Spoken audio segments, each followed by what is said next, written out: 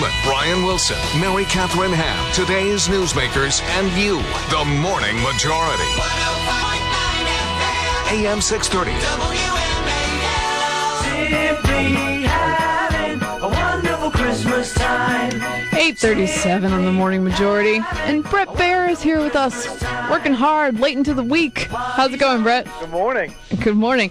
I want to ask you about this Romney story about not releasing the tax returns. It feels to me like catnip for reporters. It makes it sound like there is something to hide. Do you think this position will hold? Yeah, that's an interesting question. I know he was asked about it yesterday, I think a couple of times, and currently he's, they're not going to release it. But I think he said if he became the nominee, they would consider doing that. I think he said never say never, but we don't have plans now. Yeah, don't have plans now. I do think that it is enticing for reporters to continue to press that, and obviously if he did become the nominee for his opponent, the Obama campaign, to press that as well. I think we'll hear more about that before it's all done. All right, so we played the Merry Christmas song coming in. It's been a very Merry Christmas for Democrats, that's for sure. Indeed. They've been very happy the last couple of days. I think rightfully so from the way the Republicans handled this whole payroll tax extension issue. So there was a deal yesterday, basically Republicans said, hey, change a couple of things in this bill to make it easier for businesses. What exactly that language is doesn't seem like anybody complained about it.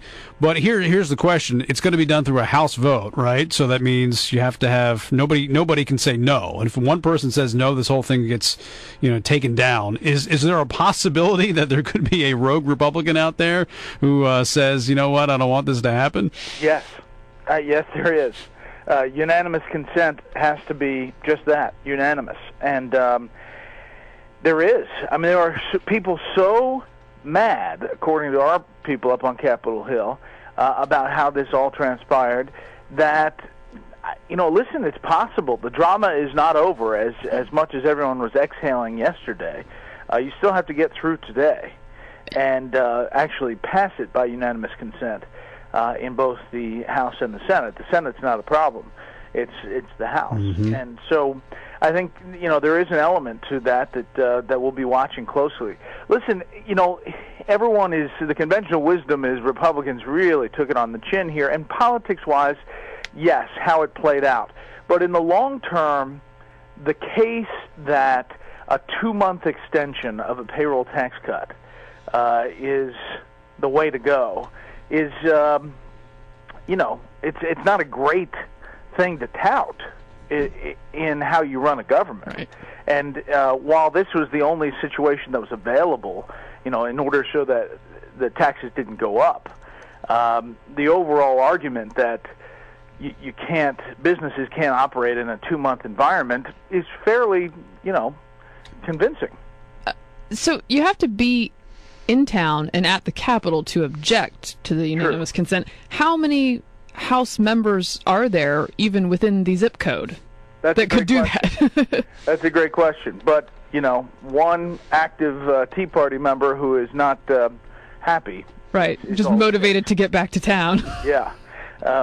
So, there have been a couple of releases saying, I may object, and if that happened, that would be a whole different story. So, and I read Major Garrett, our friend Major Garrett's account of it this morning in the National Journal, but he also points out that some of these guys went back home, and we're hearing it from their constituents saying, hey, what are you doing here? Make sure this thing actually happens. So there are other Republicans who were kind of twisted at home to say, you know what, it is time to cave. It seems to me that was Speaker Boehner's position all the time, that he was happy to make the deal with Senate Democrats, and it was, the people on his right, the Tea Party caucus or whatever you want to call it, who were the ones that say, no, we got to make sure this is for a full year. We got other things that we want and need for it.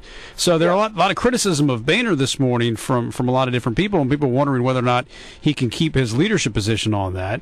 I'm just curious, is that the way you heard it go down? And if that's the case, then maybe Boehner was right from the get-go that the best thing to do politically was to just get it over with. Exactly. I mean, he had that position from the beginning, and was changed by his own caucus. I mean, that's part of the way that his leadership has had to go, because he has a caucus that is on some issues very principled in how you talk about it, depending on who you ask. Other people will say is just stubborn and not willing to compromise at all.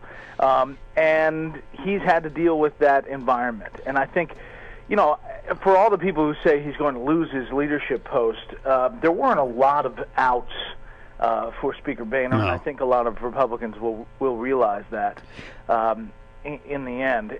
Listen, McConnell and Boehner, there had to be some sort of conversation in order for Senator McConnell to move forward the way he did. 39 Republicans signing on to the Senate bill. That doesn't happen unless there's some, at least, understanding that they should move forward. Well, a lot of conservative activists and Tea Party folks in the House, frankly, were skeptical about Boehner as a speaker. And in this case, I think you're right. He had the right position from the beginning. But given that it ended up being a egg-on-your-face moment for Republicans, do conservatives use that as a wedge to say we need somebody else in this spot? Possibly. I mean, possibly. He could have, as you look progressively at a number of different votes, he's lost more and more Republicans. The government spending bill last week, he lost, I think, 86, and a couple of weeks before that, he lost 101. If you start having votes where you're losing a large portion of your own caucus, that's a problem. And he has to, shore up his right flank. And, heading into Christmas, this is not exactly the best way to do it. But, listen, when we get to the first of the year, there will be other battles. Yeah. There will be other things that they'll live to fight another day. And, Boehner, as much as he took it on the chin here, is a cool customer. And he knows how to politic up on Capitol Hill. Well, we've been talking about weird Christmas traditions this morning. You have any odd ones in your family, Brett? Odd? No. For a long time on Christmas Day, we used to go bowling. Really? That's pretty cool. That ended, though, with little kids. So we, it's kind of, we go to church on Christmas Eve. Yeah, me too. And we open up one present on Christmas Eve. It's just like the Neiman family. And then that's it. I'm going to lobby for bringing back the bowling. I think that's fantastic. That's, you know what? I'm going to take my kids bowling for the first time. Not Christmas Day, but next week. I'm looking forward to that. I think they're of the age. Your kids are of the age where they can throw the ball down there. You know? That's true. You got to bend. Listen, they can push it. Nothing's open. It's kind of a great thing, and always a bowling alley someplace. Yeah. That sounds fun. All right, Brett. Good to talk to you as always. Hope you have a Merry Christmas. You too. Merry Christmas.